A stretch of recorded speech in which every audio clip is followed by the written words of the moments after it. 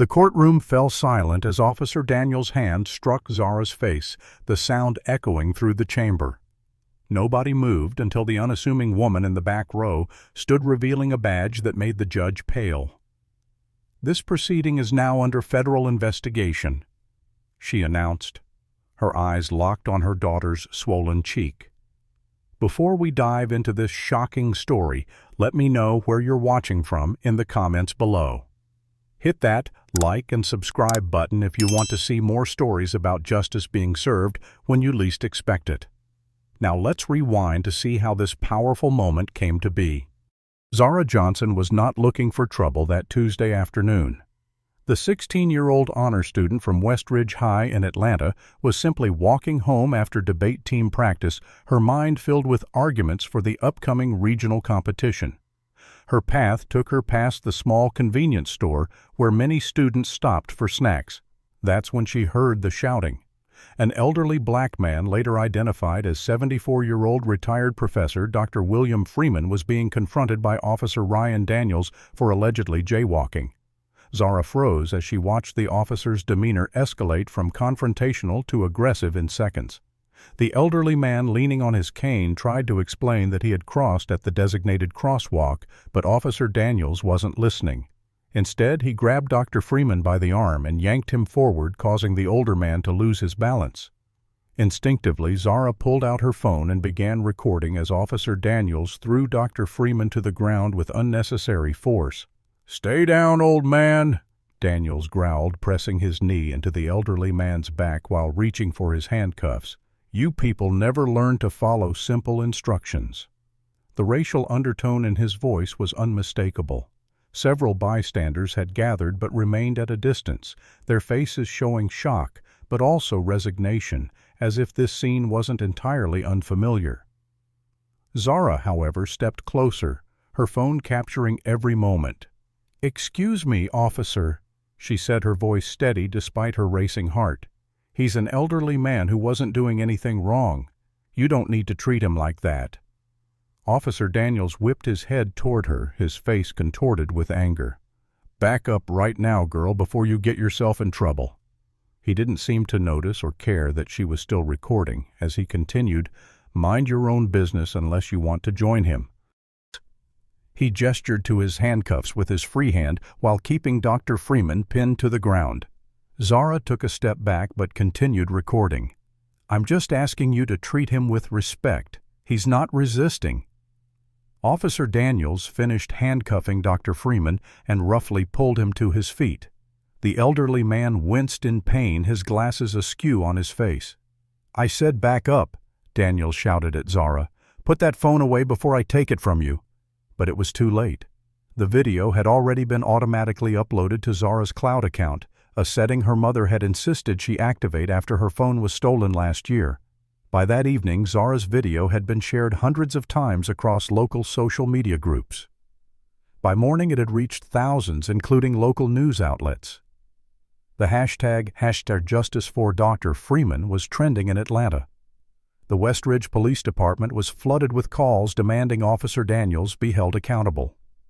Officer Ryan Daniels was a 15-year veteran of the force with a personnel file that would have raised red flags if anyone had been allowed to see it. Multiple excessive force complaints had been filed against him over the years, particularly involving minority suspects, but all had been buried or dismissed through the protective blue wall that shielded officers from consequences. When the video went viral, Daniels didn't panic, he got angry. He convinced his captain that this interference needed consequences. "If we let kids think they can record us and put it online without permission, we'll never be able to do our jobs," he argued. "We need to make an example." 2 days after the incident, police officers arrived at Westridge High. They pulled Zara out of her AP chemistry class and informed her she was being charged with interfering with police business and illegal recording of an officer, a misrepresentation of the state's laws on recording public officials. They confiscated her phone as evidence and informed her she would need to appear in court the following week. When Zara arrived home that afternoon, escorted by the vice principal, she expected her mother to be furious either at her or at the police. Instead, Vanessa Johnson seemed strangely calm. "Tell me exactly what happened," she said, sitting Zara down at their modest kitchen table in their two-bedroom apartment. As Zara recounted the events, Vanessa listened intently, asking occasional questions about specific details. Who else was present? Exact words exchanged the officer's badge number. Her reaction seemed more like a methodical investigation than maternal outrage. "Mom, aren't you upset?" Zara finally asked. "They're charging me with a crime for helping someone." Vanessa reached across the table and squeezed her daughter's hand. "Of course I'm concerned, Zara. But panicking won't help. We need to trust the process." There was something in her mother's eyes that Zara couldn't quite read, a certainty that seemed out of place given the situation. Trust the process. The process is rigged against people like us. Zara pulled her hand away.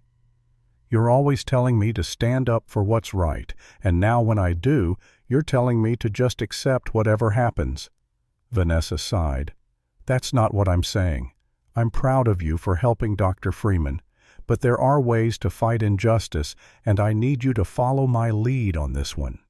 Zara didn't understand her mother's reaction. Vanessa Johnson worked as a government consultant, a job that required frequent business trips. Sometimes she'd be gone for weeks at a time, leaving Zara with their neighbor, Mrs. Rodriguez.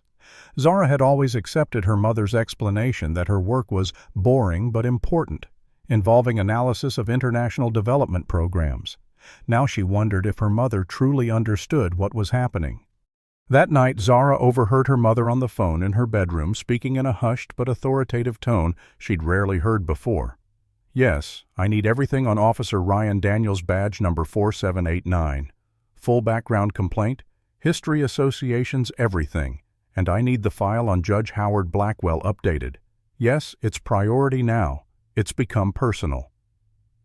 Prosecutor Thomas Reynolds leaned back in his leather chair, the morning sun casting long shadows across his wood-paneled office as he reviewed the case file labeled Johnson Z. Across from him sat Officer Ryan Daniels and Police Chief Gregory Barnes, both men looking more annoyed than concerned about the viral video that had accumulated over 50,000 views in just 3 days. "This is a straightforward situation, gentlemen," Reynolds said, closing the file with a deliberate snap. "We need to send a message that we won't tolerate interference with police operations, especially not from teenagers trying to become social media heroes." Chief Barnes nodded gravely. "Daniels here has been dealing with this kind of disrespect more frequently. These kids think they can pull out their phones and suddenly they're legal experts."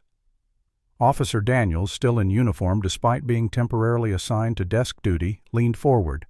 "That girl deliberately provoked me while I was detaining a suspect. She endangered herself and others by distracting me during an arrest." Reynolds didn't mention that he had watched the video himself and had seen nothing of the sort, only an officer using excessive force on an elderly man and then becoming aggressive with a teenage girl who spoke up. The truth was irrelevant to their purposes. What mattered was maintaining the system that kept them all in power. "I'll make sure this case gets assigned to Judge Blackwell," Reynolds assured them. "He understands the importance of supporting our officers." Judge Howard Blackwell was notorious among defense attorneys for his harsh sentences for minority defendants and his tendency to rule in favor of police regardless of evidence. Reynolds had played golf with him just last weekend at the West Ridge Country Club. "What about the old man?" Chief Barnes asked. "He's filed a complaint with Internal Affairs." Reynolds waved his hand dismissively. "Leave Dr. Freeman to me. I have connections at the university where he used to teach. We can apply some pressure there. Meanwhile, make sure he's unavailable to testify in the girl's case." The men nodded in agreement, their conspiracy forming without anyone having to explicitly state their intentions. The system worked best when everyone understood their role in maintaining it. The following day, Zara and her mother arrived at the public defender's office. They had been assigned attorney Mark Wilson, a man in his mid-40s, whose wrinkled suit and perpetual expression of exhaustion told its own story about the overwhelming caseload of public defenders in their district. Wilson barely looked up from his cluttered desk as they entered his small office. Zara Johnson, 16, charged with interfering with police business and illegal recording, is that right? He shuffled through papers without waiting for confirmation. Look, I've reviewed your case and the best option here is to accept a plea deal. First-time offender, you're a minor. We can probably get this reduced to community service and maybe probation. Zara's eyes widened. A plea deal? But I didn't do anything wrong. The video proves it. Wilson finally looked up, his eyes reflecting not indifference but resignation.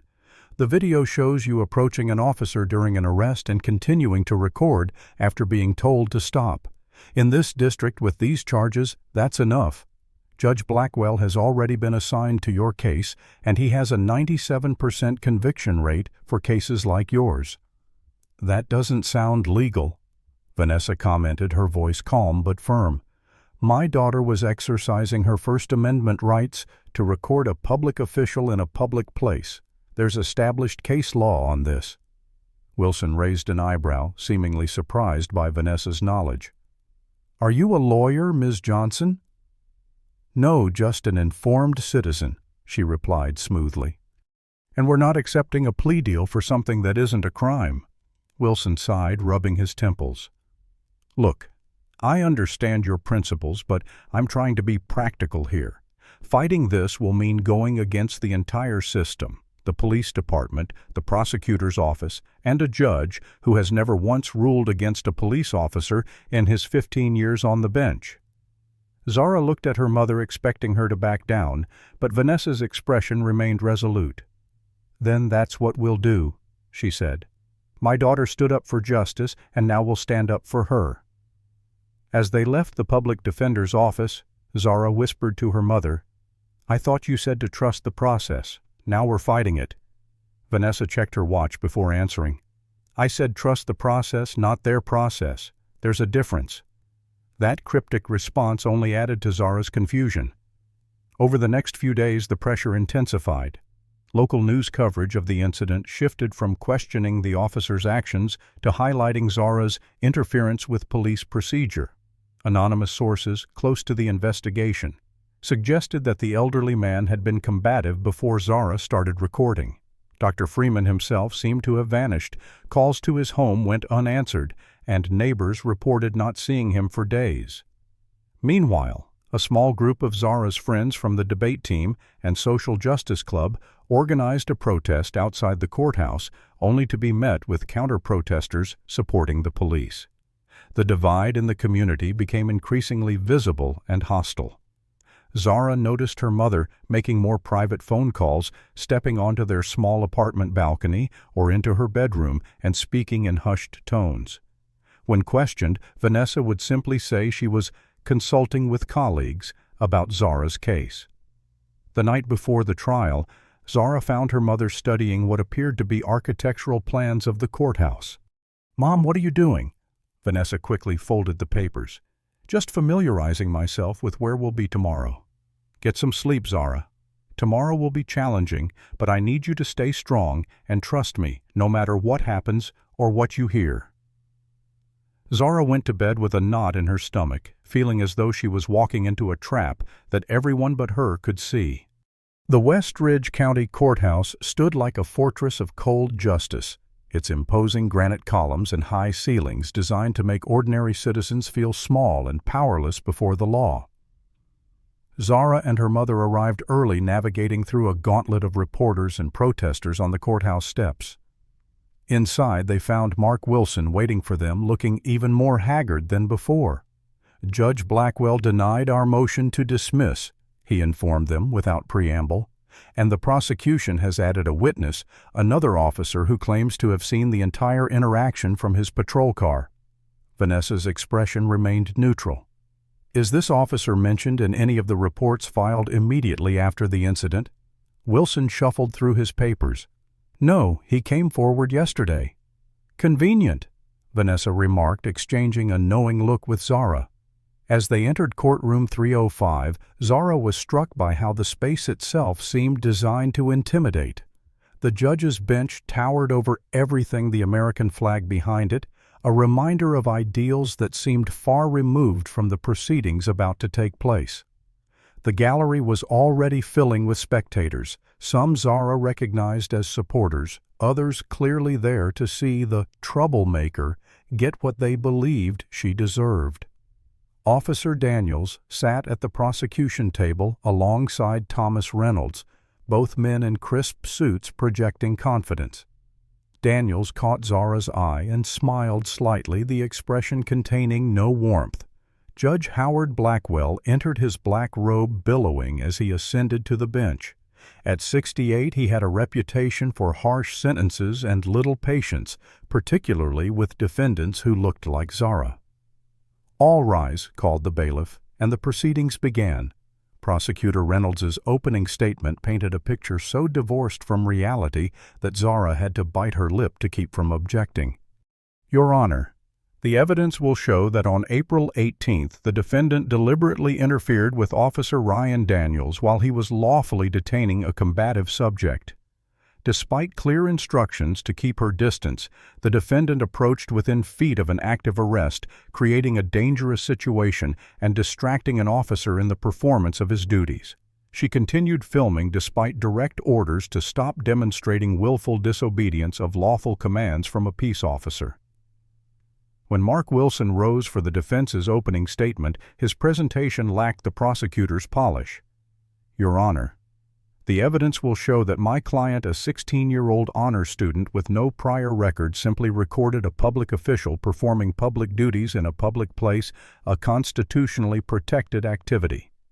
She spoke calmly and did not physically interfere with Officer Daniels's actions. The video itself will demonstrate these facts. Judge Blackwell's expression made it clear he had already made up his mind. As the prosecution called Officer Daniels to testify, Zara watched in disbelief as he presented a version of events that bore little resemblance to what had actually happened. The subject was belligerent from the start. Daniels testified, his voice steady and practiced. He had jaywalked across a busy intersection endangering motorists, and when I attempted to issue a citation, he became verbally abusive, refusing to provide identification. Daniels went on to describe Dr. Freeman as physically resistant and claimed he had only used standard departmental procedures for subduing non-compliant subjects. Then came the most egregious lies. "That's when the defendant approached from behind me, shouting and creating a distraction that could have allowed the subject to resist further or even reach for a weapon. I gave her clear, lawful orders to step back and stop recording, which she flagrantly ignored." Wilson's cross-examination was frustratingly ineffective. He pointed out inconsistencies between Daniels' testimony and his initial report, but failed to press hard enough when Daniels simply claimed he had remembered additional details since filing the report. Throughout the testimony, Zara noticed her mother watching not just Officer Daniels, but the entire courtroom, the bailiff, the court reporter, even the spectators in the gallery. Her gaze was methodical, as if mapping the room. During a brief recess, Zara went to the bathroom, only to overhear Officer Daniels speaking with another officer in the hallway around the corner. "Judge already told Reynolds he's going to make an example of her." Daniels said, his voice low but unmistakable.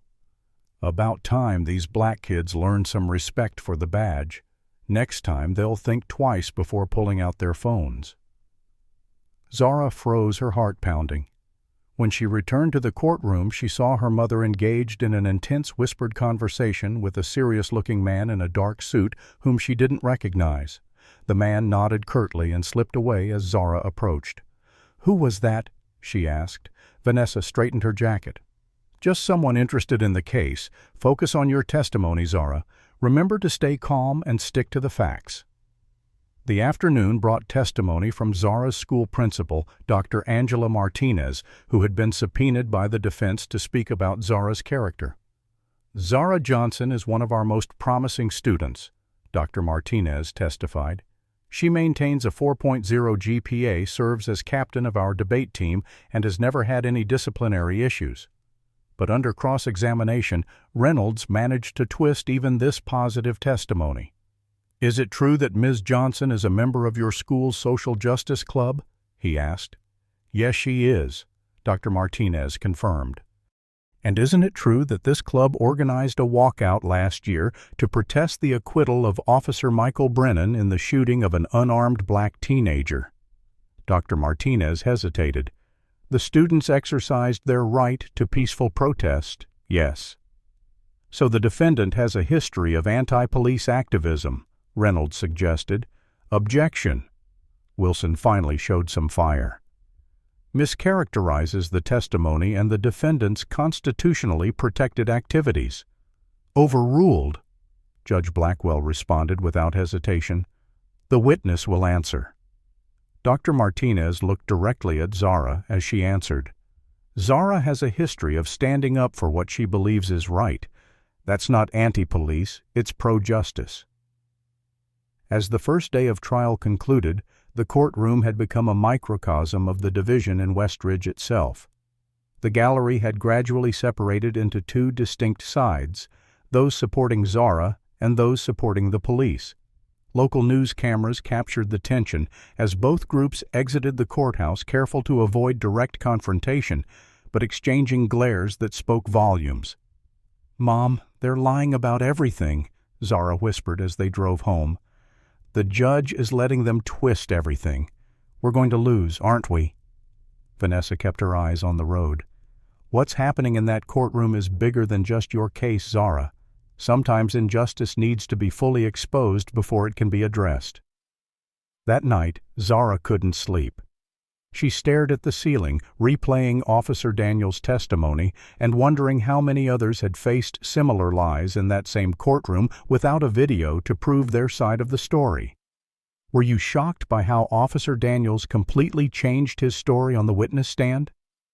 Comment number 1 if you think the justice system protects corrupt officers, or number 2 if you believe there's more to this story than meets the eye. Hit that like button if you've ever witnessed someone abuse their authority, and subscribe to see what happens next in this courtroom drama.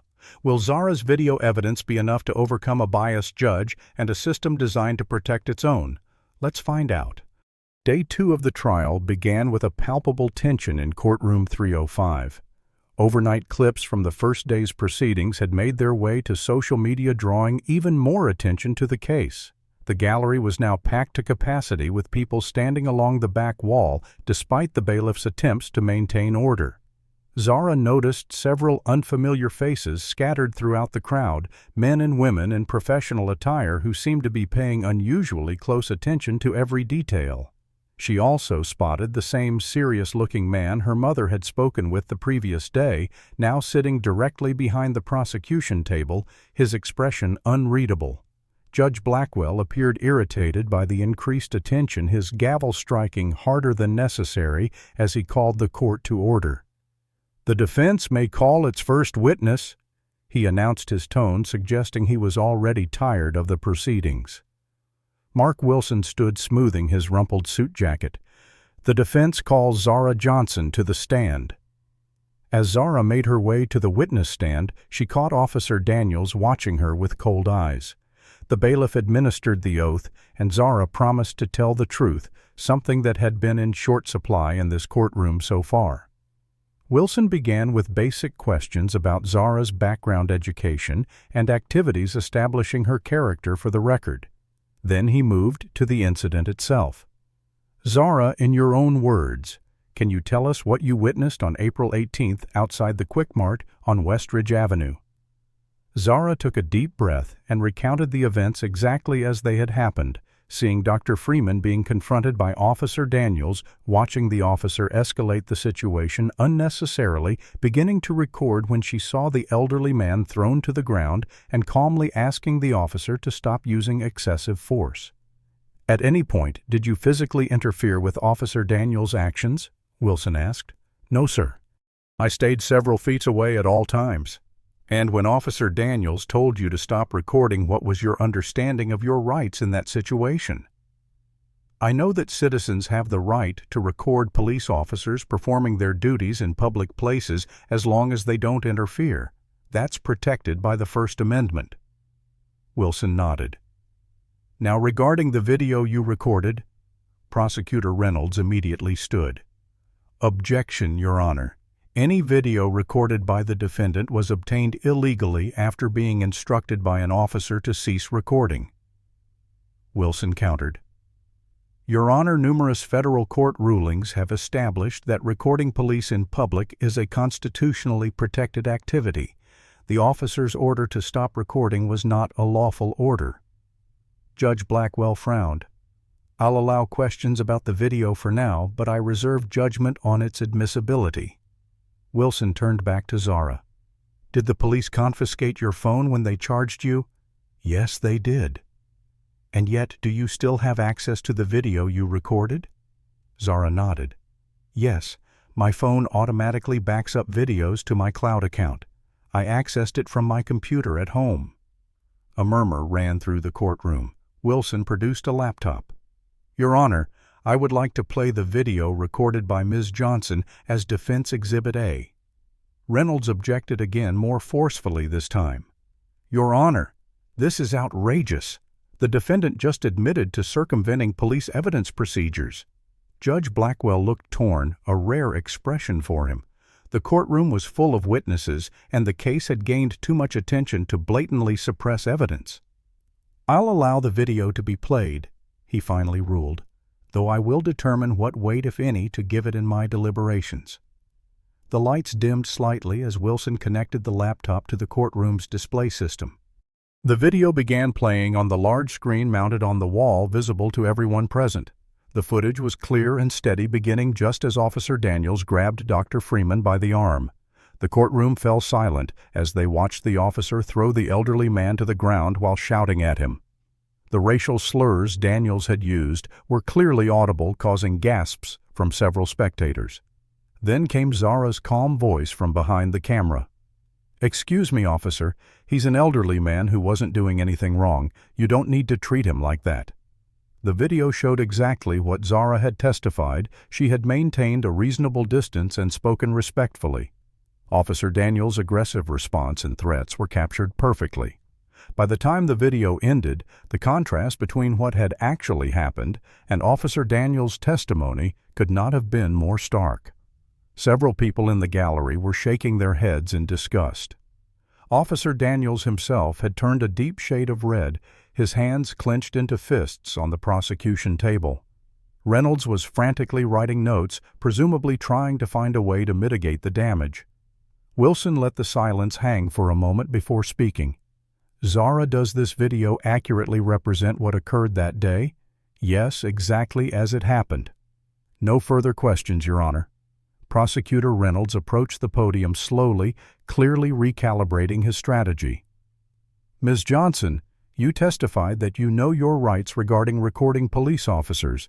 Where exactly did you learn about these supposed rights? Was it in your social justice club? Objection argumentative, Wilson called out. Sustained, Judge Blackwell said, though he looked displeased at having to rule in Zara's favor. Reynolds tried another approach. Ms. Johnson, prior to this incident, had you ever had any interactions with Officer Daniels or other officers from the Westridge Police Department? No, never. And yet you immediately assumed Officer Daniels was doing something wrong, didn't you? You didn't consider that you were witnessing the middle of an interaction that began before you arrived. Zara remained composed. I saw an elderly man with a cane being thrown to the ground by an armed officer while using racial slurs. I didn't need to see what happened before to know that was excessive force.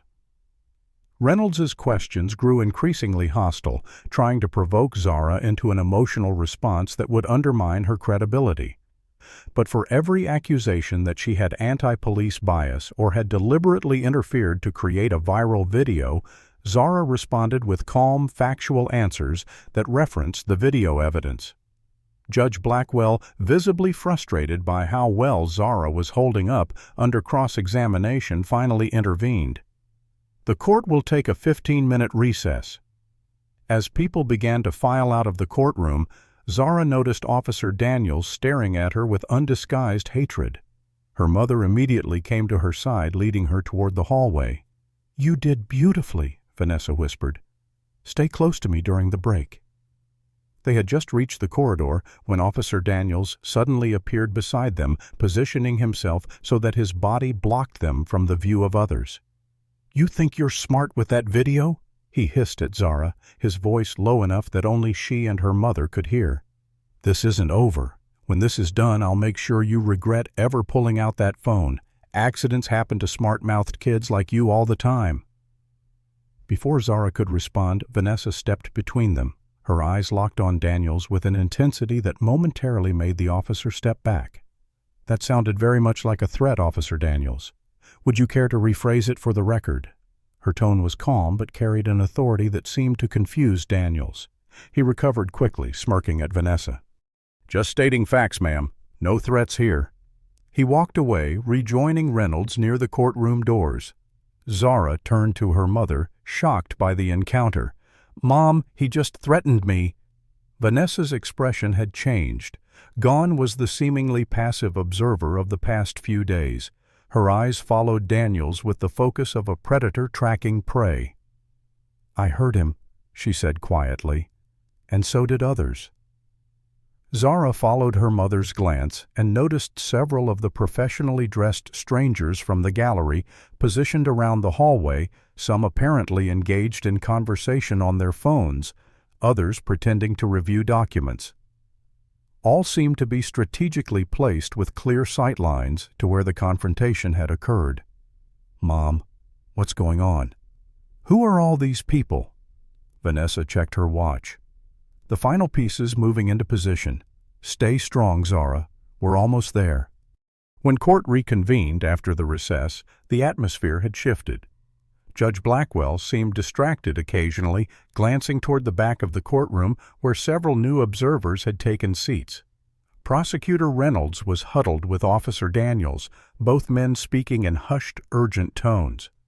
Mark Wilson, for the first time since the trial began, had a hint of confidence in his posture as he arranged his notes at the defense table. "The defense rests your honor," Wilson announced, indicating that Zara's testimony and the video would stand as their case. Reynolds rose immediately. "The prosecution requests permission to recall Officer Daniels for rebuttal testimony." Judge Blackwell nodded curtly. "Proceed." Officer Daniels returned to the witness stand, his earlier confidence now reinforced with visible anger. He was sworn in again, though Zara wondered what value that oath held for someone who had already lied so blatantly.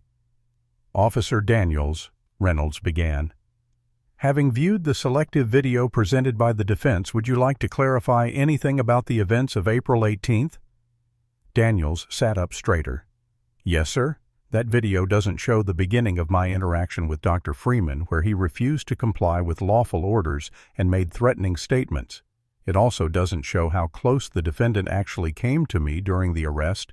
She was much closer than she appears in her own recording." This was another blatant lie, and murmurs of disbelief rippled through the courtroom. Reynolds continued, "Would you say that the defendant's actions were part of a deliberate attempt to interfere with your lawful duties?" "Absolutely," Daniels answered without hesitation. "In my 15 years on the force, I've seen an increasing trend of people deliberately provoking officers while recording, hoping to create viral videos that paint police in a negative light." This was a clear case of that kind of anti-police activism.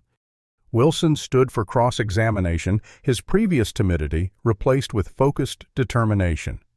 "Officer Daniels, are you aware that lying under oath is perjury, a felony offense?" Reynolds objected immediately. "Argumentative and assumes facts not in evidence." "Sustained." Judge Blackwell ruled sharply. "Counsel will rephrase." Wilson adjusted his approach. "Officer Daniels, the video clearly shows Dr. Freeman was not resisting or threatening you in any way when you threw him to the ground. It also clearly shows Ms. Johnson remained several feet away at all times. Are you now claiming that what we all saw in that video is somehow inaccurate?" Daniels' jaw tightened. "Videos can be deceptive about distances and don't capture the full context of a situation. The defendant was closer than she appeared and was creating a dangerous distraction." Wilson pressed on. The video also clearly captured you using racial slurs while detaining Dr. Freeman. Do you deny that as well? Those weren't slurs, Daniels insisted, though his face had flushed deeper. My words were taken out of context. What context would make those words appropriate for an officer to use? Daniels' control began to slip. Listen when you're dealing with certain elements every day, when you see the same patterns over and over. What patterns, Officer Daniels? Wilson interrupted. Patterns of behavior from certain communities. The courtroom had gone completely silent, all eyes fixed on Daniels as his carefully constructed professional facade began to crack. Reynolds tried to object again, but Wilson continued. Isn't it true that you have a history of excessive force complaints, particularly against black citizens? Objection, Reynolds shouted. Counsel is badgering the witness and introducing unsubstantiated allegations. Sustained, Judge Blackwell ruled. Mr. Wilson, control yourself or I'll hold you in contempt. Wilson nodded, but the damage was done. Officer Daniels was visibly seething, his composed testimony giving way to genuine emotion, and it wasn't pretty. Officer Daniels, Wilson continued, more measured now. Where is Dr. Freeman today? Why hasn't he been called to testify about his interaction with you? I have no idea where he is, Daniels answered tersely. That's not my concern. Isn't it convenient that the victim of your excessive force isn't available to testify? Wilson suggested. Before Reynolds could object again, Judge Blackwell intervened. That's enough, Mr. Wilson. Do you have any relevant questions for this witness? Wilson looked directly at Daniels. Just one, Your Honor. Officer Daniels, given that the video clearly contradicts your testimony, why should anyone in this courtroom believe anything you've said under oath? Reynolds shot to his feet. Objection, counsel is badgering the witness and making argumentative statements. Sustained, Judge Blackwell ruled. The jury. He caught himself as this was a bench trial without a jury. The court will disregard the question. But everyone had seen Daniels' reaction, a moment of unfiltered rage crossing his face before he could suppress it. Wilson returned to the defense table. No further questions. Reynolds requested a brief moment to confer with his witness before redirect examination. As they whispered urgently, Zara noticed her mother checking her watch again, then making subtle eye contact with several of the strangers positioned around the courtroom. Something was being coordinated, but Zara had no idea what. Reynolds' redirect examination attempted to rehabilitate Daniels' credibility, leading him through carefully phrased questions about police procedure and the challenges officers face in the field. Throughout this testimony, Daniels kept glancing at Zara with barely concealed contempt. Judge Blackwell finally addressed Zara directly. Ms. Johnson, you've heard Officer Daniels' testimony about your actions creating a dangerous situation. Do you stand by your claim that you were simply exercising your First Amendment rights? The direct question from the judge was unexpected. Wilson began to object that this was irregular procedure, but Zara had already answered. Yes, Your Honor. I was recording a public official in a public place, which is my constitutional right. I remained at a reasonable distance and spoke calmly. The video confirms this. Judge Blackwell's expression darkened. The video shows what you chose to record, young lady. You were interfering with an officer during an arrest, creating a potentially dangerous situation. His tone made it clear he had already decided her guilt. Zara felt a surge of indignation. With all due respect, Your Honor, the video shows the truth. Officer Daniels used excessive force on an elderly man and then threatened me for documenting it. Now he's lying under oath, and it seems like this court is more interested in protecting him than in justice. A collective gasp went through the courtroom. Even Wilson looked shocked at Zara's direct challenge to the judge. Judge Blackwell's face turned nearly purple with anger. You will show respect for this court, young lady. Zara remained composed. I respect the law and the Constitution, Your Honor. I'm simply asking for the same.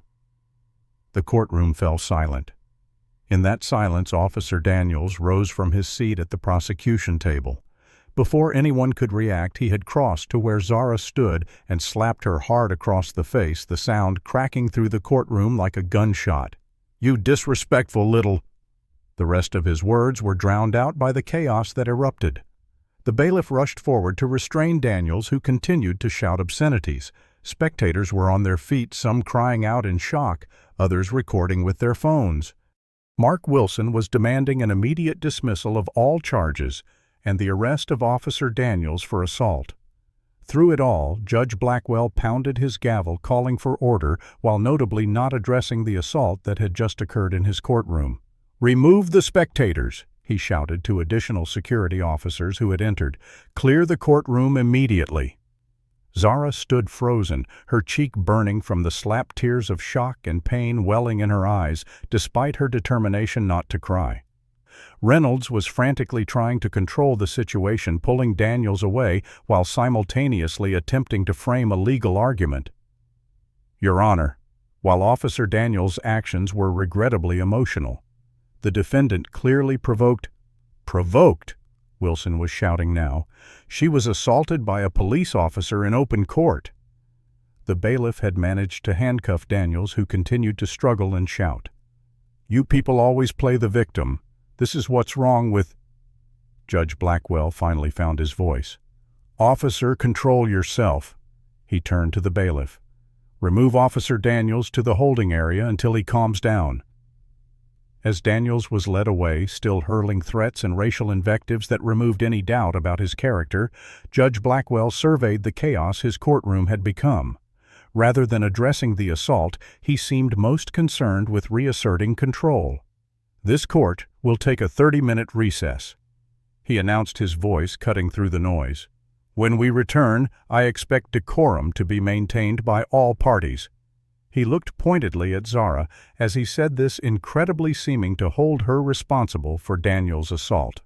As Judge Blackwell stood to leave the bench, Zara turned desperately toward where her mother had been sitting, expecting to find comfort or protection. Instead, she saw Vanessa Johnson rising slowly from her seat, her expression more determined than Zara had ever seen it. And she wasn't looking at Zara, she was looking directly at Judge Blackwell, her hand reaching inside her jacket. As Judge Blackwell turned to exit through the door behind the bench, Vanessa Johnson's voice cut through the chaos with unexpected authority. "Judge Blackwell, you will remain where you are." The command in her tone was so absolute that Blackwell froze, turning back with an expression of indignant shock. "Who do you think you're addressing?" he demanded, his face flushed with anger. Vanessa strode forward, the crowd parting before her, as if pushed by an invisible force. From inside her jacket she produced not a weapon, as some had feared, but a leather credential wallet which she held up for all to see. "Deputy Director Vanessa Johnson, Central Intelligence Agency, Domestic Oversight Division," she announced, her voice carrying to every corner of the now silent courtroom. "This proceeding is now under federal jurisdiction." The transformation was astonishing. Gone was the quiet, seemingly passive woman who had sat through days of injustice with little reaction. In her place stood a commanding federal officer whose very posture radiated authority. Judge Blackwell's face cycled through expressions of disbelief, anger, and finally, as the reality of the situation dawned on him, fear. "This is highly irregular," he sputtered. "You have no jurisdiction here. This is a state court proceeding." Vanessa's smile contained no warmth. "Actually, Judge, I have every jurisdiction. For the past 2 years, the CIA's Domestic Oversight Division, in conjunction with the FBI and Department of Justice, has been building a case on judicial corruption and police misconduct in this district. Today's events have triggered the execution phase of that operation." As if on cue, the professionally dressed strangers Zara had noticed throughout the trial rose from their seats and produced federal credentials. Simultaneously, additional agents entered through all doors of the courtroom, effectively securing the space. A tall woman with close-cropped gray hair approached Vanessa, handing her a leather portfolio. "The sealed warrants, Deputy Director," she said crisply. Vanessa nodded her thanks before turning back to Judge Blackwell. These federal warrants, signed by the Chief Judge of the Fourth Circuit Court of Appeals, authorize the immediate seizure of all court records, electronic devices, and communications pertaining to you, Prosecutor Thomas Reynolds, Officer Ryan Daniels, and 12 other individuals within the Westridge judicial and law enforcement systems. She paused, letting the information sink in. Additionally, this courtroom and all adjacent offices have been under audio and video surveillance for the past 6 months as part of an authorized federal investigation. The blood drained from Judge Blackwell's face. That's not possible. You would need authorization from a federal judge not connected to this district. Vanessa finished for him. Which we obtained after presenting preliminary evidence of systematic civil rights violations, witness intimidation, evidence tampering, and judicial misconduct. She turned to address the stunned courtroom at large. Every proceeding in this courtroom for the past 6 months has been recorded and analyzed. Every backroom deal, every biased ruling, every instance of evidence suppression, all documented and preserved as federal evidence. Prosecutor Reynolds, who had been frozen in shock, finally found his voice. This is outrageous. You can't simply interrupt a state criminal proceeding. Whatever investigation you think you're conducting doesn't supersede. Federal civil rights investigations absolutely supersede state criminal proceedings when those proceedings themselves constitute civil rights violations. Vanessa interrupted her tone, making it clear she wasn't interested in a legal debate. Your office has a 96% conviction rate against minority defendants, Mr. Reynolds, compared to a 43% rate for white defendants with identical charges and criminal histories. That statistical anomaly alone was enough to trigger our initial investigation. Throughout this exchange, Zara had remained rooted to the spot, her mind struggling to process the revelation that her mother, her seemingly ordinary, often absent mother, was actually a high-ranking CIA officer who had been orchestrating an elaborate sting operation. Her cheek still stung from Officer Daniels' slap, but the physical pain was nothing compared to the shock of seeing her mother transformed before her eyes. Vanessa must have sensed her daughter's confusion, because she briefly met Zara's gaze, her expression softening momentarily before returning to its professional mask. "Agent Diaz," she called to one of her colleagues, "please escort my daughter to the conference room we've secured. I'll join her shortly." A kind-faced woman in a tailored suit approached Zara. "Ms. Johnson, if you'll come with me, please." Zara hesitated, looking back at her mother. "Mom." Vanessa nodded reassuringly. "It's okay, Zara. This will all make sense soon. I promise." As Zara was led away, she heard Vanessa continuing to issue directives. "I want this courthouse locked down. No one enters or leaves without federal clearance. Judge Blackwell, Prosecutor Reynolds, and all court officers will surrender their phones and electronic devices immediately. Agent Carmichael, assemble a team to secure Officer Daniels from the holding area. He is now in federal custody." The last thing Zara saw before the courtroom doors closed behind her was federal agents methodically taking control of the space where just minutes earlier she had been at the mercy of a corrupt system. The conference room where Agent Diaz led her was on the 5th floor of the courthouse, well away from the main courtrooms. 2 agents stood guard outside the door, nodding respectfully as Diaz escorted Zara inside. The room was comfortable, with a large table, cushioned chairs, and a sideboard with water-soft drinks and snacks.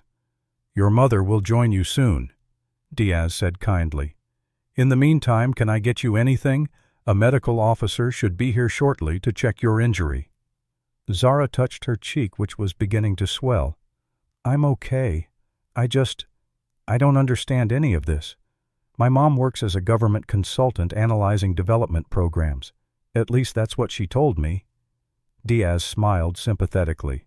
"Your mother is one of our most respected officers. I can't tell you more than that she'll want to explain everything herself." Zara's mind was racing with questions. All those business trips, the late-night phone calls, her mother's strange calm throughout this ordeal, it all suddenly made a different kind of sense. But it also meant her mother had been lying to her for her entire life. Before she could process this further, the door opened and a man in a medical uniform entered. "Ms. Johnson, I'm Dr. Patterson. I'd like to check your injury if that's all right." After a brief examination and the application of a cold compress, Dr. Patterson confirmed there was no serious damage, just bruising and swelling that would heal within days. He had just finished when the door opened again and Vanessa entered. Gone was any trace of the unassuming mother Zara thought she knew. This woman moved with purpose and authority, her very presence commanding the room. Even Agent Diaz straightened slightly as Vanessa entered. "Thank you, Maria," Vanessa said to Diaz. "Please ensure we're not disturbed unless absolutely necessary." Diaz nodded and left, closing the door behind her. For a moment, mother and daughter stared at each other across a chasm of revelations and unasked questions. Then Vanessa did something unexpected. She crossed the room and pulled Zara into a tight embrace. "I'm so sorry," she whispered, her professional demeanor cracking to reveal genuine emotion. "I never wanted you to be involved in any of this. You were never supposed to be part of the operation." Zara pulled back her emotions, a turbulent mix of confusion, hurt, and anger. "Operation, is that what my life has been to you? Some kind of cover story for whatever it is you really do?" Vanessa sighed deeply, gesturing for Zara to sit. "No, Zara. You have always been the most important part of my life, the real part. My work is what I do, but you are who I am." She took a seat across from her daughter. "I know you have questions. I'll answer everything I can." Zara hardly knew where to begin. "You're not a government consultant, are you? You never have been." "I am a government employee," Vanessa replied carefully. "But no, not the kind I led you to believe. I'm the deputy director of a specialized division within the CIA that investigates domestic corruption with international connections. We operate in the gray areas between CIA and FBI jurisdiction. So every time you went on a business trip, I was on assignment, yes, sometimes domestic, sometimes international. The work I described analyzing development programs wasn't entirely false. We often use international aid and development as cover for our operations." Zara struggled to reconcile this new reality with 16 years of believing she knew who her mother was. "Why couldn't you tell me the truth? Did you think I couldn't handle it?" Vanessa leaned forward, her expression earnest. "It wasn't about your ability to handle it, Zara. It was about your safety. The people we investigate are powerful and dangerous. The less you knew, the safer you were." She paused. "Or so I thought until you happened to witness Officer Daniels' brutality that day." Have you ever been let down by someone you thought you could trust? Comment number 1 if you've had someone in authority abuse their power, or number 2 if you've discovered someone close to you wasn't who they claimed to be. Hit that like button if you think Zara deserves answers after everything she's been through, and subscribe to see the full fallout of Vanessa's shocking revelation. How would you feel if your parents suddenly revealed a completely different identity? Let's see how Zara handles this life-changing moment. Zara stared at her mother, struggling to process everything she'd just learned. "So this whole case, my case, was part of your operation?" Vanessa shook her head. "No, your involvement was completely coincidental and unexpected. We've been investigating corruption in the Westridge justice system for 2 years. Judge Blackwell, Prosecutor Reynolds, Police Chief Barnes, and several others have been using their positions to protect certain officers and target specific communities." She gestured to the window where federal agents could be seen entering and exiting the courthouse. "We had already gathered substantial evidence and were preparing to move within the next few months, but when you recorded Officer Daniels and were subsequently charged, everything accelerated." Zara's eyes widened with realization. "That's why you weren't upset when I was arrested. You already knew the system was corrupt." "I was upset," Vanessa corrected firmly. "I was furious that my daughter was being dragged into a corrupt system I was already working to dismantle. But I couldn't show that reaction without risking our entire operation." She ran a hand through her hair, a rare gesture of frustration breaking through her composed exterior. When you became involved, I had to make an impossible choice, reveal myself immediately to protect you, potentially losing 2 years of work and allowing dozens of corrupt officials to escape justice, or use your case to trigger the final phase of our operation. Zara felt a chill. So you used me as bait. The words hung between them heavy with accusation. Vanessa flinched visibly. I used the situation, not you. There's a difference. From the moment you were charged, I ensured you were protected at every step. Those private phone calls I was making, I was coordinating with my team, positioning agents in the courthouse, documenting every violation of your rights. She leaned forward intently. I need you to understand something, Zara. If at any point I believed you were in genuine danger, I would have shut down the entire operation immediately, regardless of the consequences to the case. The sincerity in her mother's eyes made Zara want to believe her, but the sting of betrayal remained. You let Officer Daniels slap me in open court. I did not let that happen. Vanessa responded, her voice tight with controlled anger. I anticipated that Daniels might eventually lose control. His personnel file shows a clear pattern of escalating aggression when challenged, but I expected the bailiff to intervene before he could reach you. When that didn't happen, it revealed another layer of corruption: court officers who deliberately failed to protect certain defendants. She reached across the table, taking Zara's hand. The moment he struck you, federal arrest warrants were activated. His assault on you in federal presence became the triggering incident that allowed us to move immediately rather than building more case evidence. A knock at the door interrupted them. Agent Diaz entered after Vanessa's acknowledgement. Deputy Director, we've secured Officer Daniels and the primary targets. Chief Barnes is attempting to rally support at the police department. We have teams in place to prevent any evidence destruction. Vanessa nodded. And Dr. Freeman? Agent Watkins is bringing him in now. He's been in protective custody since the incident. Zara's head snapped up. Dr. Freeman is alive. He's okay. Yes, Vanessa confirmed after Diaz had left. We moved him to safety the day after the incident once we realized Officer Daniels and others were attempting to intimidate him into changing his statement. She offered a small smile.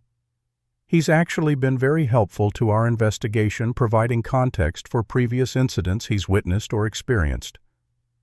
Before Zara could respond, the door opened again. A dignified, elderly black man entered, leaning on a cane but otherwise appearing in good health. Dr. Freeman. Vanessa greeted him, rising from her seat. Thank you for coming. Dr. William Freeman nodded respectfully to Vanessa before turning his attention to Zara.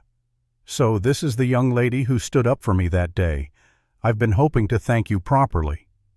Zara stood, emotion tightening her throat. I'm just glad you're okay. They wouldn't tell us what happened to you. I was worried. Thanks to your mother, I've been quite comfortable in a safe house outside the city, Dr. Freeman explained, taking a seat at the table. Though I admit I'm looking forward to returning to my own home. Vanessa resumed her seat. Dr. Freeman was a civil rights attorney before he retired from teaching constitutional law at Westridge University. His insights have been invaluable to our investigation. Former students of mine include Judge Blackwell and Prosecutor Reynolds. Dr. Freeman added with a hint of irony. Both were mediocre students who particularly struggled with constitutional limitations on government power, a failing that has apparently continued into their professional careers. The dry observation startled a laugh from Zara despite the seriousness of the situation. Dr. Freeman smiled at her reaction before his expression grew more somber. What Officer Daniels did to me that day was sadly not unusual in my experience. What was unusual was having someone brave enough to record it and speak up. He reached out to gently pat Zara's hand. Your generation gives me hope, young lady. Their conversation was interrupted by another knock. This time a tall man in a dark suit entered with a tablet computer. Deputy Director Johnson, we've begun processing the electronic evidence. You'll want to see this immediately. Vanessa took the tablet, her expression hardening as she scrolled through whatever information it contained. Text messages between Judge Blackwell and Chief Barnes discussing how to handle Zara's case. she explained for Zara and Dr. Freeman's benefit. Explicit references to making an example of her to discourage others from recording police. She continued scrolling. And here discussion of at least 7 previous cases where evidence was deliberately suppressed. She handed the tablet back to the agent. Add conspiracy charges for all primary targets, and expand the warrant to include Judge Mercer in the Family Court Division. These messages implicate him as well. The courthouse had transformed into the command center of a major federal operation. Through the conference room windows, Zara could see agents escorting various courthouse staff to interview rooms. Some went willingly, others protested, but the shift in power was unmistakable. Local police officers who had arrived in response to calls from court staff now stood uncertainly in the lobby as federal agents assumed control of the building. Vanessa's phone rang, and she answered it with crisp efficiency. After a brief conversation, she turned to Zara and Dr. Freeman. The U.S. Attorney for the Eastern District is on his way with a team of prosecutors. This case has just become the highest priority for the Department of Justice. Dr. Freeman nodded in satisfaction. It's been a long time coming. This district has been a black hole for justice for decades.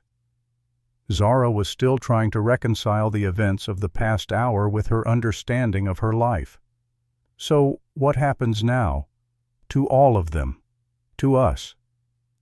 Vanessa's expression softened slightly. Judge Blackwell, Prosecutor Reynolds, Officer Daniels, and several others will face federal charges, including civil rights violations, conspiracy, obstruction of justice, and in Daniels's case, assault, under color of authority. Chief Barnes and at least 8 other officers will likely be indicted by week's end. She hesitated before continuing. As for us, that's something we need to discuss privately. Before that discussion could happen, the door opened again and Agent Diaz returned. Deputy Director, we have a situation developing. Local news vans have arrived and a crowd is gathering outside the courthouse. Someone leaked information about the operation. Vanessa frowned. Coordinate with local police to establish a perimeter. No statements to the press, yet refer everything to the Department of Justice Public Affairs Office. As Diaz left to execute these instructions, Vanessa turned to Zara with concern. This complicates things. Once the media identifies you as central to this case, you'll face intense scrutiny. Zara hadn't even considered the media dimension. Will they reveal that you're my mother, that you're CIA? My cover in this operation is already compromised by necessity, Vanessa acknowledged. But we can still protect your privacy to some extent if we act quickly. A flurry of activity outside drew their attention. Through the window they could see a group of people being escorted into the courthouse. Community leaders and activists whom Zara recognized from local civil rights organizations. We've briefed key community representatives about the operation, Vanessa explained. Their support will be crucial in maintaining calm as the implications of this case spread through Westridge. Dr. Freeman nodded approvingly. Smart move. The community needs to be part of the solution, not just witnesses to another federal intervention. The reality of the situation was finally sinking in for Zara. What had begun as her standing up for an elderly man being mistreated had somehow catalyzed the exposure of systematic corruption throughout the entire local justice system. And her mother, her ordinary, often absent mother, had been at the center of it all, operating in shadows Zara had never even suspected existed.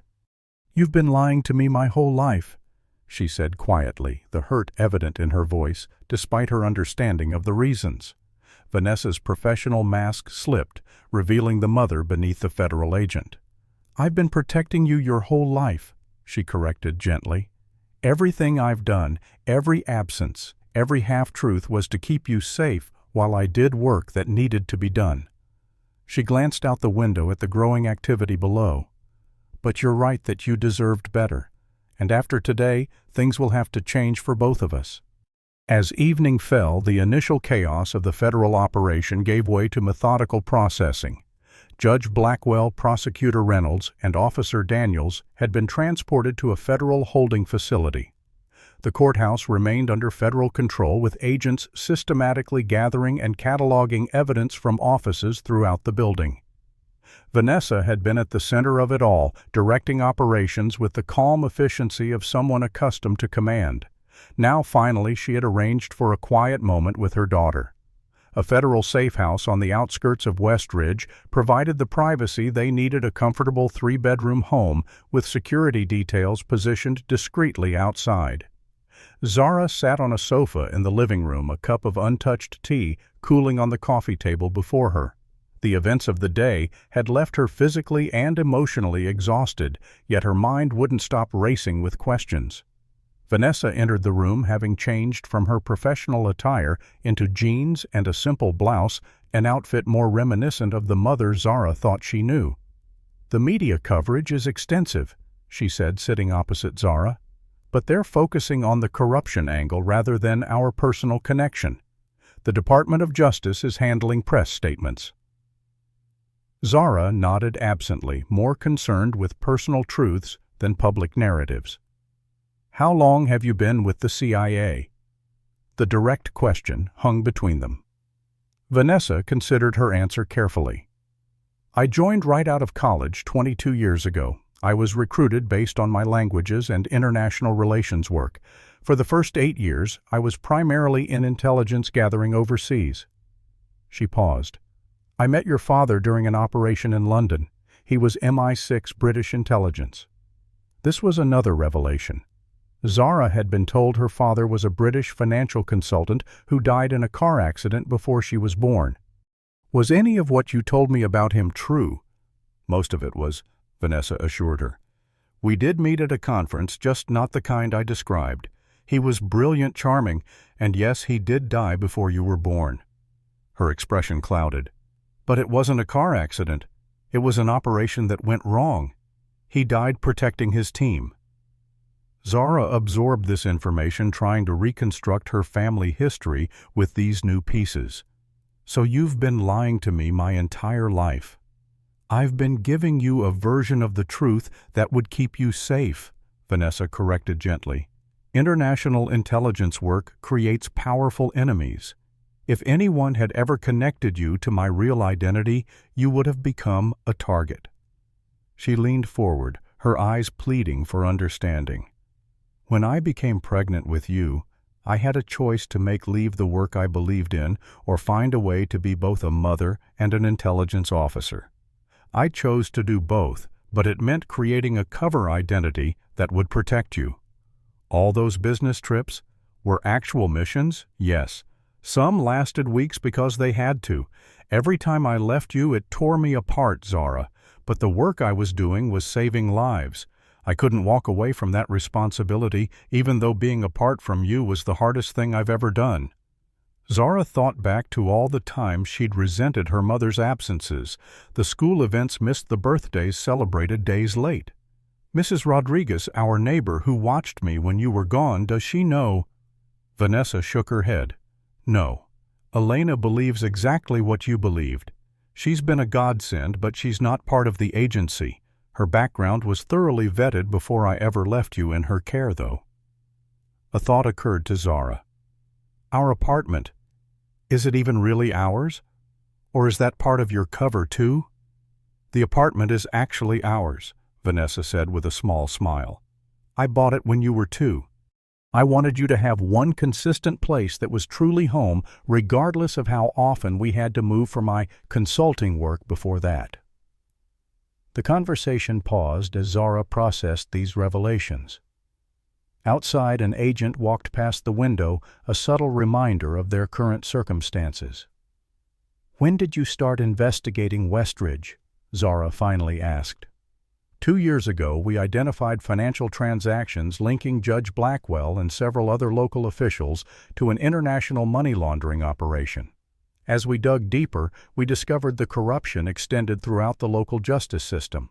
Judges accepting bribes to deliver specific verdicts, prosecutors burying evidence, police fabricating charges against specific targets. Vanessa's expression hardened.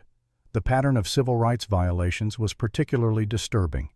Black and Latino defendants receiving sentences 3 to 5 times longer than white defendants for identical crimes, evidence routinely suppressed in police misconduct cases, whistleblowers fired and blacklisted. She sighed heavily. When we moved here as part of my cover for the operation, I never imagined you would become directly involved. The plan was to complete the investigation, make the arrests, and move on to our next posting without you ever knowing what I was really doing. Zara felt a surge of anger. So you would have just kept lying to me indefinitely for my entire life? No, Vanessa replied quietly. Not indefinitely. I had already decided this would be my last field operation. Once it was completed, I was going to accept a desk position at headquarters and tell you the truth when you turned 18. She met Zara's gaze directly. I've missed too much of your life, Zara. I didn't want to miss any more. The sincerity in her mother's voice made Zara's anger falter. For the first time she considered how difficult these years must have been for her mother as well, constantly living a double life, making impossible choices between duty and family. When I recorded Officer Daniels that day, Zara said slowly, had no idea who you really were. I was just doing what I thought was right. I know, Vanessa's voice filled with pride. You stood up for justice without hesitation, without anyone telling you to. Do you have any idea how extraordinary that is? How rare? She moved to sit beside Zara on the sofa. You showed more courage in that moment than many trained agents I've worked with. You saw injustice and refused to look away even at personal risk. Zara hadn't thought of her actions as particularly brave. I just couldn't let him hurt Dr. Freeman like that. It wasn't right. That moral clarity, that's who you are, Zara. Not because of any training or because of who I am. That came from inside you. Vanessa hesitated before continuing. When I saw the video you'd recorded, I was terrified for your safety, but also incredibly proud. You're already a better person than I am. Zara shook her head. I don't even know who you are anymore. I'm still your mother, Vanessa said firmly. That has never been a cover or a lie. Everything I've done, every decision I've made has been with your welfare in mind. Sometimes that meant protecting you from the truth about my work, but it never meant I wasn't genuinely your mother in every way that matters. They sat in silence for a long moment, the weight of 16 years of secrets between them. Finally, Zara asked the question that had been forming since the revelation in the courtroom. What happens now to us? Vanessa took a deep breath. That depends partly on what you want, Zara. My cover in Westridge is obviously blown. Once this case moves forward, my connection to it will become public record.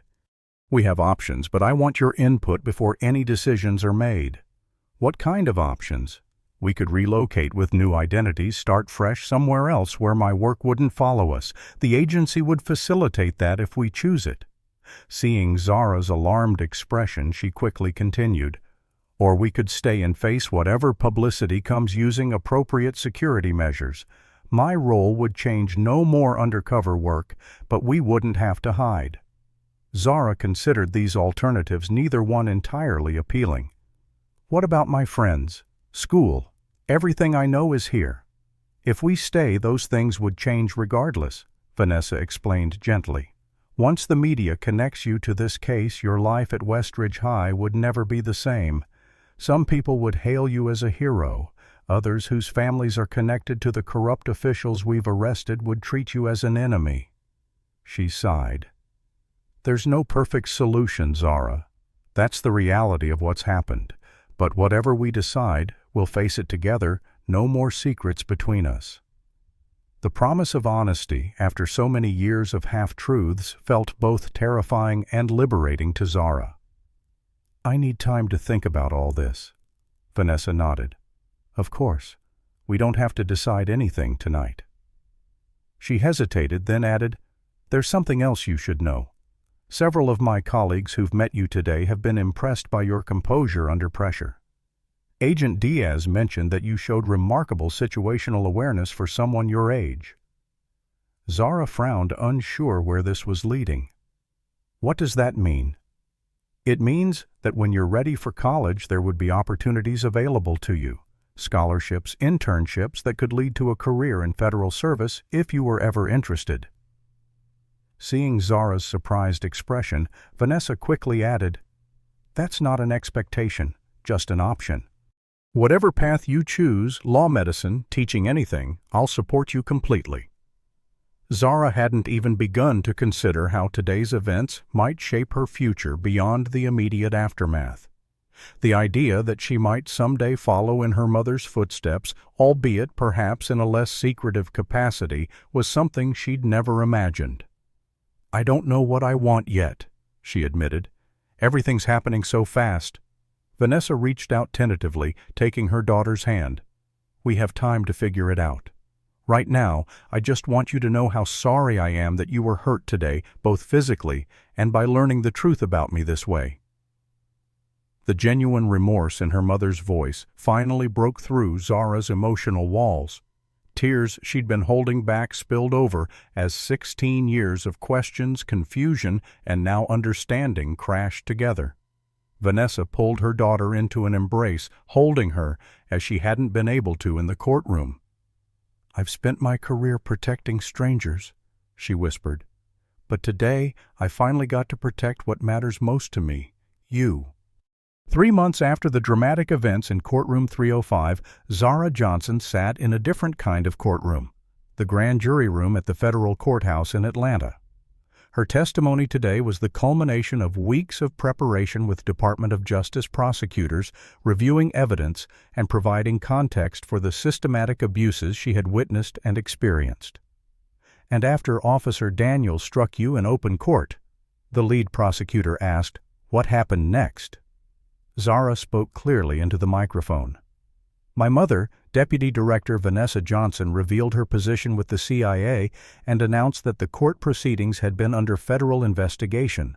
Federal agents then took control of the courthouse and placed Judge Blackwell, Prosecutor Reynolds, and Officer Daniels under arrest." The members of the grand jury listened attentively. Many had followed the case in the media, where it had become a national symbol of the fight against corruption and racial bias in the justice system. What had begun as a local incident had expanded into the largest federal corruption probe in the state's history. "Thank you, Ms. Johnson," the prosecutor said. "Your testimony has been extremely helpful. You're excused." As Zara left the grand jury room, she found Dr. William Freeman waiting in the hallway. In the months since the case broke, he had become a mentor to her, sharing his experiences from the civil rights movement and helping her navigate the complexities of becoming an unexpected public figure. "How did it go?" he asked, leaning on his cane as they walked toward the elevator. "Good, I think," Zara replied. They seemed especially interested in the pattern of cases before Judge Blackwell, how similar charges led to completely different outcomes depending on the defendant's race. Dr. Freeman nodded. "That statistical evidence is powerful, but your personal testimony puts a human face on it. Never underestimate the impact of one voice speaking truth to power." The elevator doors opened to reveal Vanessa waiting for them. No longer operating undercover, she now worked openly as the director of a joint task force addressing police reform and judicial accountability. The transition had been challenging, but had also allowed her to finally integrate her professional expertise with her personal values in a way her previous role never could.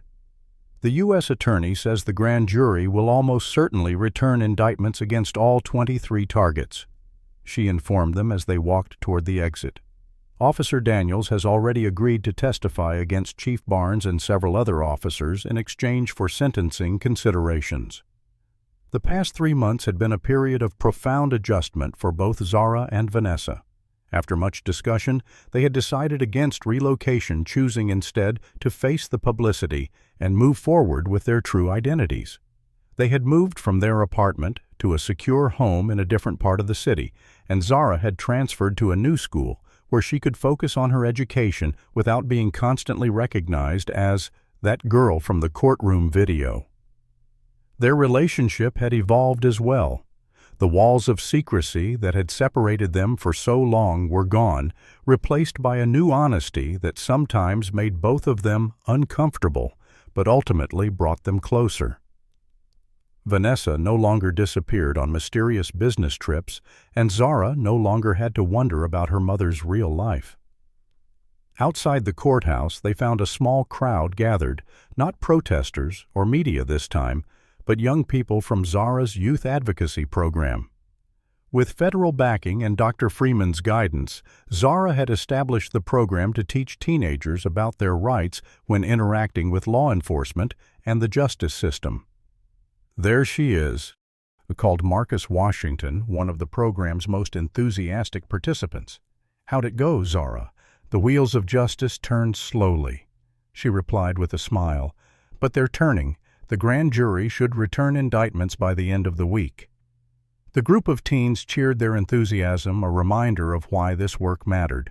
Many of them had their own stories of encounters with biased policing or unfair treatment in the system. What had begun as Zara sharing her experience had grown into a structured program with weekly meetings, guest speakers, and practical workshops on constitutional rights. "We've got the community forum tomorrow night," reminded Keisha, a 17-year-old who had become Zara's unofficial deputy in organizing the program. The chief of police and the interim district attorney both confirmed their coming. This upcoming forum represented something that would have been unthinkable 4 months ago, a direct dialogue between law enforcement leadership and the community they served, with teenagers helping to facilitate the conversation. After saying goodbye to the group, Zara, Vanessa, and Dr. Freeman made their way to a nearby cafe that had become their regular meeting spot. As they settled at their usual corner table, Zara noticed a familiar envelope in her mother's bag. "Another college brochure?" she asked, nodding toward it. Vanessa smiled, pulling out the glossy viewbook for Georgetown University. "Their School of Foreign Service has an exceptional pre-law program, and their scholarship committee was very impressed by your application essay about civic responsibility and justice reform." The future that had once seemed so straightforward to Zara, graduate high school, maybe attend the state university, figure out a career path along the way, had expanded dramatically in recent months.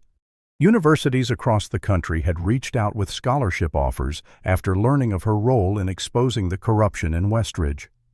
Law schools had invited her to special admissions events despite her being only in her junior year of high school.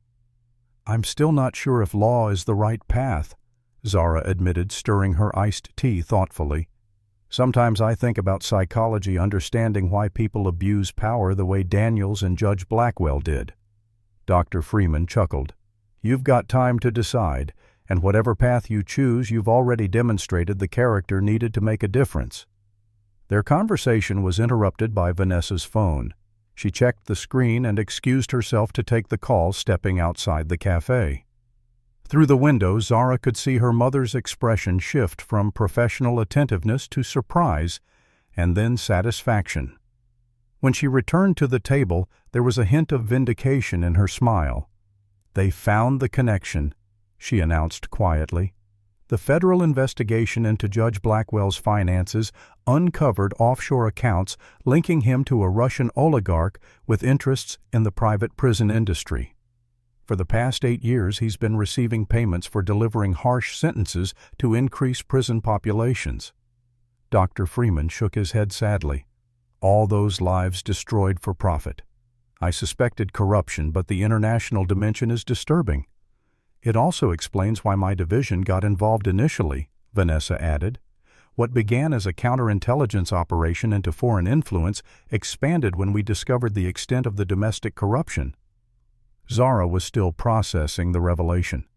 So Judge Blackwell wasn't just racist, he was literally being paid to send people to prison. "Both things can be true," Dr. Freeman said gently. "His bias made him susceptible to corruption, and the corruption reinforced his bias. It's a vicious cycle we've seen throughout history." The conversation shifted to the broader changes taking place in Westridge since the scandal broke. The interim police chief had implemented body cameras and civilian oversight. The newly appointed judges were reviewing hundreds of cases handled by Blackwell and 2 other judges implicated in the scandal. Community policing initiatives were receiving funding that had previously gone to military-style equipment. Small steps, perhaps, but meaningful ones. Later that evening, as Zara and Vanessa arrived home, they found a package waiting on their doorstep. Inside was a framed copy of the Constitution with a note from Dr. Freeman, "To remind us what we're fighting for. Proud of you both." Vanessa placed it prominently on the living room wall. "3 months ago, I would have hidden something like this away," she remarked. "Now it's the center of our home. Funny how things change." Zara thought about how much had changed not just in their community, but in her understanding of justice power and her own place in the world. The shy 16-year-old who had simply wanted to help an elderly man had discovered a voice and purpose she never knew she possessed. "Do you ever regret it?" she asked her mother suddenly. "All those years of living undercover, missing so much of normal life?" Vanessa considered the question carefully. "I regret the time away from you. I regret the secrets I had to keep. But the work itself—" She shook her head. "That was necessary. Someone had to do it, and I had the skills. What I realize now is that there are many ways to serve justice. What we're doing now in the open together that might actually create more lasting change than all my classified operations combined." 3 days later, as predicted, the federal grand jury returned indictments against 23 individuals connected to the Westridge corruption scandal. Officer Ryan Daniels faced 6 federal charges, including civil rights violations and assault under color of authority. Judge Howard Blackwell was charged with racketeering, conspiracy, bribery, and civil rights violations. Prosecutor Thomas Reynolds faced charges of evidence tampering, obstruction of justice, and conspiracy. The announcement made national news, with legal experts hailing it as a landmark case in judicial accountability. But for Zara, the most significant development came a week later when she received an unexpected visitor at one of her youth advocacy program meetings. Terrell Jackson, a 26-year-old man recently released from prison after serving 8 years of a 10-year sentence imposed by Judge Blackwell for a minor drug offense, had come to share his story. "When I heard about what happened in that courtroom, how you stood up and then your mom came in with the feds, I couldn't believe it," he told the group. "My case is one of the hundreds they're reviewing now. My lawyer says with the evidence of judicial misconduct, I might even get compensation for the years I lost." He looked directly at Zara. "You didn't just help that old man that day. You helped hundreds of people you'll never even meet." That night, Zara sat on the balcony of their new home, looking out at the city lights. Her mother joined her, wrapping a light blanket around both their shoulders against the evening chill. "Penny, for your thoughts," Vanessa asked. Zara smiled. "I was thinking about that day in the courtroom when you stood up. You said, 'This proceeding is now under federal investigation.' In that moment, everything changed." "Yes, it did," Vanessa agreed. "But it started changing the moment you decided to record Officer Daniels. Justice doesn't usually arrive in dramatic moments. It builds slowly through thousands of small acts of courage." Zara leaned against her mother's shoulder, feeling for perhaps the first time the true weight and meaning of what they had accomplished together, one by following her conscience, the other by using her power to protect the vulnerable. Different paths, but ultimately serving the same purpose. "We make a pretty good team," she said quietly. Vanessa squeezed her daughter's hand. "The best." In the 3 months since that dramatic day in Courtroom 305, a corrupt system had been exposed, powerful figures had been held accountable, and communities long silenced had found their voice. But perhaps the most profound transformation had occurred in the relationship between a mother and daughter who had finally discovered how to be honest with each other, and in doing so had helped bring honesty back to a justice system desperately in need of it. Do you believe one person standing up for what's right can truly make a difference in changing a corrupt system? Comment below with your thoughts on Zara's journey from witness to activist. If this story moved you, please hit that like button and subscribe to hear more powerful stories of justice prevailing against the odds. Share this video with someone who needs a reminder that speaking truth to power matters especially when the system seems stacked against you. Thank you for joining me for this incredible true story of courage, revelation, and transformation. This powerful story reminds us that justice often requires both courage and persistence. Zara's decision to record police brutality might have seemed small in the moment, but it became the catalyst for exposing systemic corruption. The courage to stand up for what's right, even when facing intimidation, can create ripples that transform entire communities. We also see that appearances can be deceiving. Vanessa's quiet demeanor masked her true power and authority, just as the respected judicial system concealed deep-rooted corruption. The story demonstrates how racism and discrimination can become institutionalized when left unchallenged, requiring both individual bravery and institutional intervention to dismantle. Perhaps, most importantly, we learn that lasting change comes not just from dramatic moments of confrontation, but from the patient building of new systems and relationships afterward. Zara and Vanessa's work to create youth advocacy programs, community forums, and accountability measures represents the real sustained effort needed to transform justice. Their journey shows us that healing requires truth, both in personal relationships and in public institutions, and that when we remove the walls of secrecy between us, genuine transformation becomes possible. Have you ever witnessed injustice and wondered if speaking up would actually make a difference? Share your thoughts in the comments below about a time when you stood up for what was right or wish you had. If this story of courage against a racist system inspired you, please hit that like button and subscribe for more powerful stories of justice prevailing against the odds. Share this video with someone who needs to be reminded that one person's brave actions can spark meaningful change even in the most corrupt systems. Thank you for watching this journey of transformation. Remember that in your own life, the smallest stand for justice might create ripples you never imagined possible.